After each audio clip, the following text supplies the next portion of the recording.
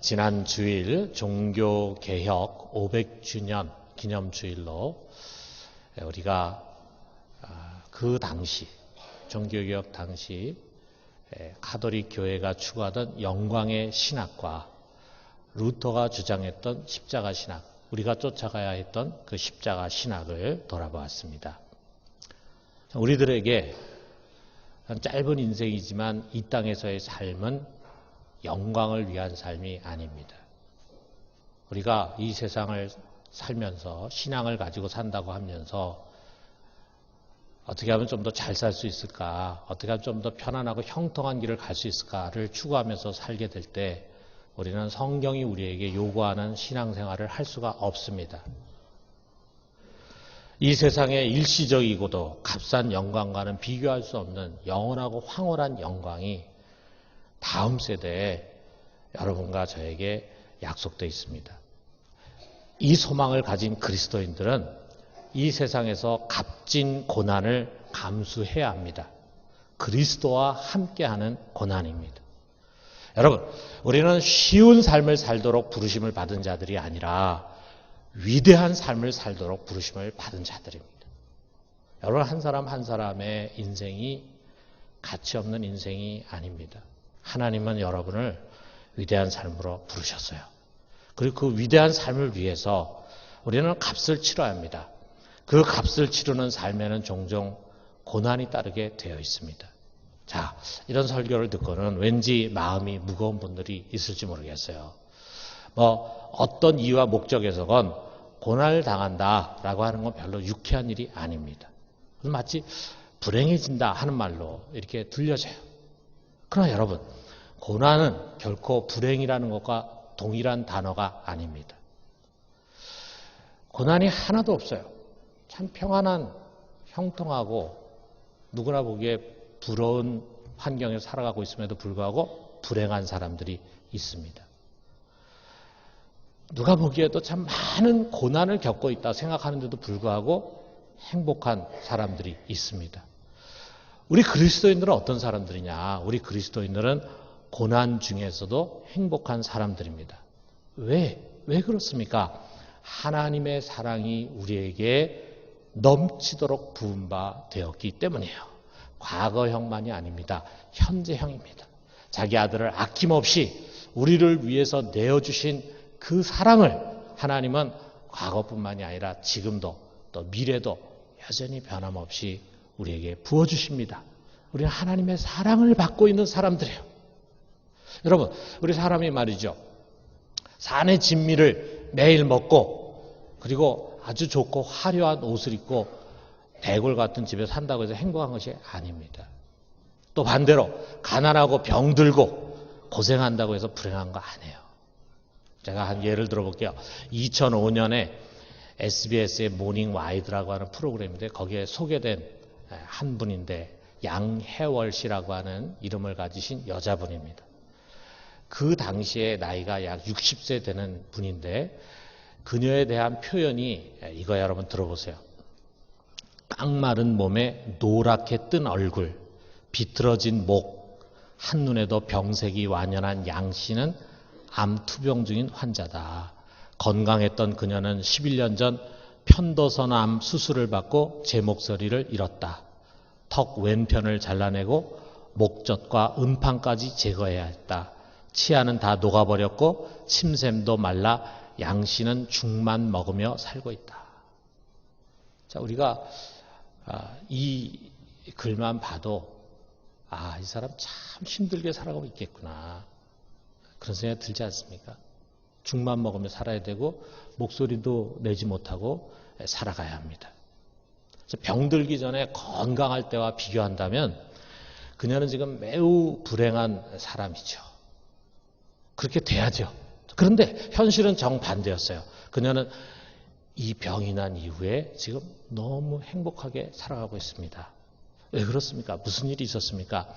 병 나기 전에는요, 남편은 그녀에게 아주 차갑고 폭력적인 사람이었어요. 밖에서 사업을 하거나 장사를 하거나 하면서 받는 스트레스를 아내에게 집에 와가지고 다 쏟아부었어요. 폭언이라고 하는 것은 늘 있는 일이었고 종종 폭력까지 휘둘렀어요. 남편과의 결혼 생활이 하나도 행복하지 않았습니다. 그러다가 그만 그녀가 암으로 쓰러졌습니다. 의사를 찾아간 남편에게 의사가 이렇게 말했습니다. 도대체 어쩌다 아내를 이 지경까지 방치했습니까? 의사의 말을 듣고는 이 남편 홍 씨가 제가 죄인입니다. 제가요 하고 울부짖었어요. 정말 결혼한 이후에 27년 만에 처음 보는 남편의 눈물이었어요. 그 이후부터 그동안 그렇게도 자기를 함부로 대하고 학대하고 거칠었던 남편이 180도 변했어요. 그리고 마치 참회하듯이 따뜻한 사랑으로 아내를 돌봐주면서 아내에게는 둘도 없는 든든한 후원자로 변했어요. 자, 여러분 행복해 보입니까? 아니면 불행해 보입니까? 병이 그녀와 그녀의 가정을 불행하게 만든 것이 아니라 도리어 행복하게 만들었어요. 그녀가 이렇게 말했습니다. 목소리를 잃은 대신 잃어버린 남편 사랑을 되찾았어요. 더 이상 어떻게 행복할 수 있겠어요? 병 걸리기 전에는 죽고 싶었는데 이제는 오래오래 잘 살고 싶어요.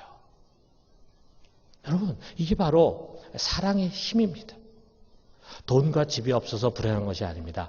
사랑을 받지 못해서 불행한 것입니다. 여러분, 부부라고 하는 것이 그렇잖아요.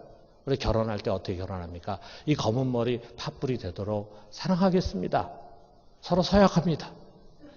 세상에서 어떻게 보면 가장 깊은 사랑을 주고받아야 할 관계인데, 그러나 시간이 지나면서 loveless, 사랑 없는 부부들이 너무 많습니다. 권태기에 빠지고 미움과 갈등, 더 나아가서는 아예 포기에, 자포자기에 빠진 부부들이 한둘이 아닙니다. 상대방의 과거의 잘못을 용서하고 덮지 못하고 꺼내고 또 꺼내. 서로 자기 마음에 들지 않는 성격이나 습관을 지적하고 핀잔합니다. 무시하고 또 무례하게 대하는 부부가 한둘이 아니에요. 사랑한다고 말하지만 그 사랑이라는 게 분명한 한계선이 있어. 그래서 그 선을 넘어가면은 용납하지 못하고 참지 못하는 그런 사랑일 뿐입니다. 어떻게 보면은 우리가 지금까지 인생을 살아오면서 아내와 남편을 비롯해서 수많은 사람들과 만나고 교제와 관계를 갖지만 우리가 기껏 경험한다는 사랑은 그 정도의 사랑에 불과해. 정말 진정한 사랑을 주고받는 사람, 한 사람을 만나기가 쉽지 않다. 여러분, 만약에 그런 사랑이 아니라 누가 나를 지독하게 사랑한다면 정말 아무런 편견 없이 그리고 아무런 조건도 없고 이유도 없이 그냥 나를 있는 그대로의 모습으로 받아주고 나를 좋아해주고 나를 사랑한다면 아마 그 아가페의 사랑 앞에서 우리는 너무 행복할 것입니다. 그 사랑이 바로 여기 있습니다. 바로 우리 하나님의 사랑입니다. 하나님은 정말 죄로 오염되고 너무 더럽고 너무 부패하고 너무 문제가 많은 약점투성이의 나를 있는 그대로 다 받아주셨습니다. 그 거룩하신 품에 이 더러운 나를 받아주셨어요. 그리고 나를 거룩하게 만들기 위해서 어떻게 하셨습니까? 자기 아들 독생자 예수 그리스도를 희생해 주셨어요. 나를 위해서 자기의 사랑하는 아들을 십자가에 못 박게 하셨어요. 그 지극한 사랑으로 여러분 하나하나를 사랑하십니다. 여러분 누구든지 그 사랑을 받을 수가 있습니다. 여러분 그 사랑을 갈망하십시오. 그러면 나도 모르게 그 사랑이 내 속에 부어지게 될 것입니다. 여기 앉아있는 사람들 모두가 처음부터 다 그 사랑을 확신한 게 아니에요. 교회 나와서 예배드리고 성역 공부하고 말씀 공부하고 하는 가운데 어느 순간에 마음의 문을 열 때 그 사랑이 내 속에 확신이 되고 내 속에 부어지더라 이거죠. 그리고 이제는 그 사랑으로 살아가는 거예요, 우리가. 여러분, 제가 독일에 오래 있었는데 이 독일이라는 나라는요, 날씨가 참 안 좋습니다. 우리나라는 참 날씨가 좋은 편이죠. 해를 보는 날이 많잖아요. 그런데 독일은 늘 흐립니다. 항상 하늘에 구름이 꽉 껴 있어요. 비도 자주 옵니다. 해보기가 어려운 나라예요.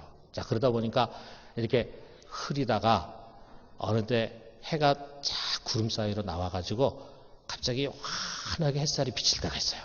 그러면은 그 흐리고 비 올 때는 거리가 조용했는데 갑자기 거리가 시끌시끌합니다. 사람들이 다 이제 나오는 거예요.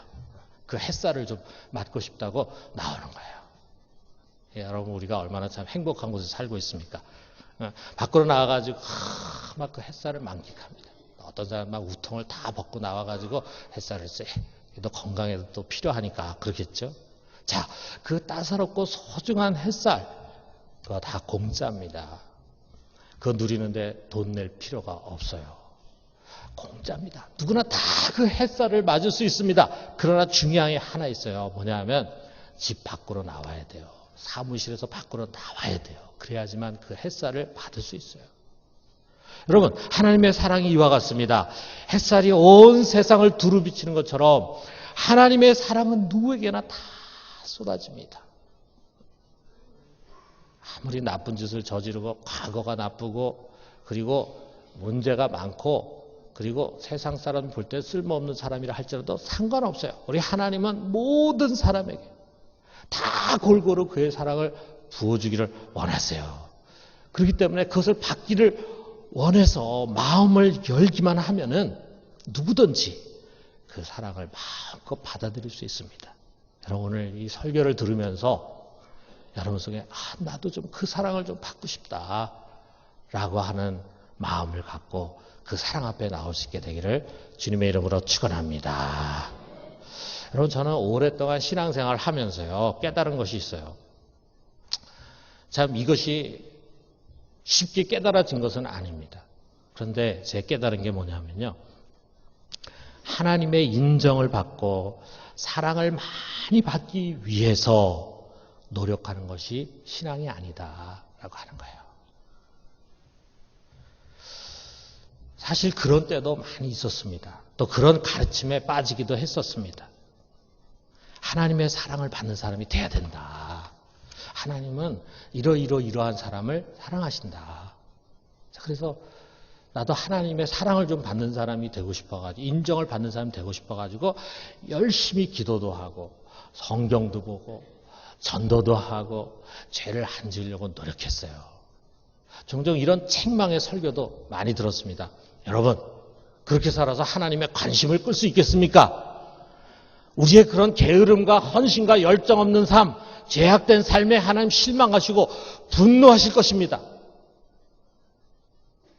그런 설교를 들으면 죄책감에 사로잡혀요. 그래서 스스로를 자책합니다. 그래, 내가 이런 식으로 신앙생활 해가지고 하나님 마음에 들 수 있겠는가?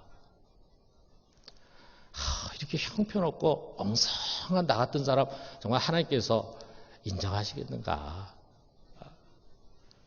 근데 아주 특별하게 은혜를 받고 그리고 뜨겁게 기도했다고 느낄 때 이외에는 항상 하나님 앞에 자신이 없어요.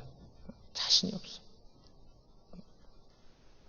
항상 하나님 앞에 뭔가 부족하고 못 미치고 하나님이 참 혀를 차면서 못마땅하게 생각하는 그런 사람이라는 인식이 내 속에 항상 있는 거예요. 거기다가 막 일이 틀어지고 생각지 못한 시련이 오면은 더욱더 움츠려듭니다. 그렇지 몽둥이를 드신 하나님을 연상하게 돼. 내 죄와 부족함에 대한 질책이라고 생각을 합니다. 여러분, 레이첼 나오미 레벤이라고 하는 사람이 할아버지의 기도라고 하는 책을 썼는데 거기서 자기 어릴 때 경험을 이렇게 소개를 해요. 내가 시험에서 98점을 받았을 때 아버지는 항상 나머지 2점은 어디에 잃어버렸느냐고 물으셨다. 어린 시절 내내 나는 잃어버린 2점을 찾기 위해 고군분투했다. 98점. 잘했잖아요. 그러면은 참 잘했다. 등 뚫리고 그래야 되는데 아마 이 레이첼의 아버지는 좀 완벽주의였던 것 같아. 그 레이첼에게 너 그 2점은 어디다 잃어버렸어. 이렇게 얘기하니까 어린 레이첼이 그 말을 듣고는 그 잃어버린 2점을 찾기 위해서 고군분투했다. 그렇습니다. 많은 신앙인들이 어떻게 보면 그 잃어버린 2점을 찾아서 평생 애쓰는 거예요. 평생. 그리고 하나님 앞에 항상 주눅 들어서 살아갑니다. 여러분, 아닙니다. 우리 신앙은 하나님의 사랑을 받기 위해서 노력하는 것이 아닙니다. 우리는 과거에도 그랬고요. 지금 역시 하나님의 사랑을 받을 자격이 없는 자들이에요. 여러분, 우리는 그가 원하는 조건에 전혀 미칠 수 없는 그런 사람들입니다. 우리가 아무리 경건하게 살고 아무리 죄안 짓고 살고 아무리 노력하고 애쓴다 해도요. 하나님 보시는 눈에는 거기서 거기에요. 그러나 그 하나님이 말이죠. 언제 나를 사랑하셨습니까? 내가 이처럼 지금 그나마 이렇게 신앙생활하고 목사로 살아가고 죄 안 지려고 애쓰고 하는 그런 사람일 때 날 사랑한 것이 아니라 내가 형편없는 죄인이었을 때 이 아무 자격 없는 나를 받아주시고 그리고 사랑해 주셨어요. 그럼 여러분, 신앙이라는 것이 무엇입니까? 하나님이 이미 무조건 부어주신 사랑, 지금도 무한히 부어주시는 그 사랑을 아멘으로 받고 마음껏 누리는 것입니다. 그것은 행위가 아니라 오직 믿음으로 가능한 거예요. 나 자신에 대한 믿음이 아닙니다. 내가 이만큼 신앙생활 잘하니까 자기 자신에 대한 신뢰가 아니에요. 하나님의 약속의 말씀에 대한 믿음이고 그의 인격에 대한 믿음이고 그의 사랑에 대한 믿음이에요. 여러분, 하나님의 사랑을 받을 수 있을 만큼 얼마나 경건해지느냐가 신앙의 능력이 아닙니다. 이미 주어진 하나님의 사랑을 얼마나 누릴 수 있느냐가 신앙의 능력이고 믿음의 실력입니다. 하나님이 주신 사랑을 마음껏 누리고 그 안에서 안식할 줄 아는 사람이 실력 있는 사람이에요. 그런데 여러분, 그것이 쉽지가 않습니다. 왜 그렇습니까? 세상에는요, 하나님과 우리 사이를 질투하고 이간질하는 놈이 있거든요. 마귀라고 하는 영적 존재예요. 그 마귀라는 놈이요, 나를 너무나 잘 알고 있습니다. 내 속에 율법적인 신앙이 좀 있거든요. 율법적인 것이 많이 있거든요. 자, 그것을 가지고 나를 싹 흔드는 거예요. 그래서 죄책감과 죄의식에 빠지도록 만드는 거예요. 어떻게든지 하나님의 사랑을 의심하도록 그렇게 유혹합니다. 마귀가 이렇게 속삭입니다. 하나님이 너 같은 놈을 사랑해? 너 하는 모습 좀 들여다봐라. 너는 야단 맞아 싼 놈이야. 이렇게 우리에게 말하면서 정죄한다, 정죄. 너는 야단 맞아 싼 놈이야. 그런데 말이죠. 그런 정죄의 말을 듣고 우리가 어떻게 그렇게 쉽게 넘어가는지 몰라요. 너무 쉽게 넘어가 정죄감과 자책감에 빠져버립니다. 여러분, 아닙니다. 내가 잘못한다고, 내가 부족하다고 우리 하나님 아버지의 사랑 변하는 거 아닙니다. 여러분, 예수님이 하나님 아버지의 사랑을 우리에게 일깨워 주시기 위해서 든 비유가 있잖아요. 탕자의 비유 있잖아요. 그럼 탕자처럼 집을 떠난다고, 아버지 곁을 떠난다고 허랑방탕하게 해서 자기가 갖고 있는 거 다 탕진하고 실패한 인생이 되고 그래서 거지가 된다고 해서 아버지의 마음 달라지는 거 아닙니다. 우리 하나님은 변함없이 항상 우리를 위해 주시고 의롭다 하시고 변화해 주십니다. 여기 33절에서 34절 상반절 보니까 누가 능히 하나님께서 택하신 자들을 고발하리요? 의롭다 하신 이는 하나님이시니 누가 정죄하리요? 여러분, 우리는 이 하나님의 말씀에 귀를 기울여야 돼요. 마귀의 소리가 아니라 이 하나님의 말씀을 우리는 들어야 합니다. 자, 그러면서 마귀는 말이죠, 또 이렇게 우리를 흔듭니다. 하나님 널 사랑한다고? 지금 너 사는 꼴을 좀 봐라. 그게 하나님 사랑하는 거냐?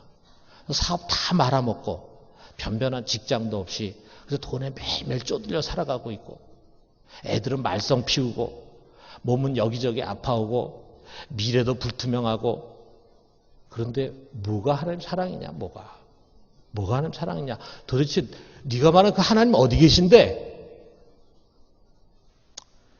자, 이런 말 들으면은요 정말 가슴 아프죠.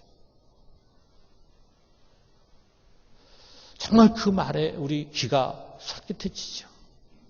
정말 맞는 말처럼 생각이 되죠.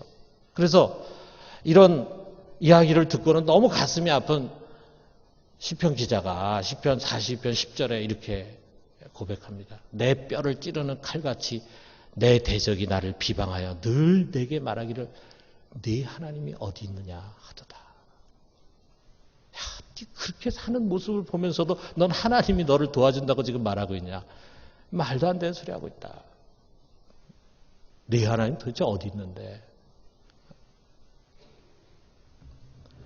여러분, 우리는 그런 속삭임을 들을 때 그 앞에서 이렇게 소리질러 합니다. 사탄아 물러가라. 내가 잘 살고 형통한 것이 하나님의 사랑의 증거가 아닙니다. 여러분, 내가 돈을 많이 벌고 사업 잘해서 다른 사람보다 더 성공하고 그것이 하나님의 사랑이라고 착각하지 마세요.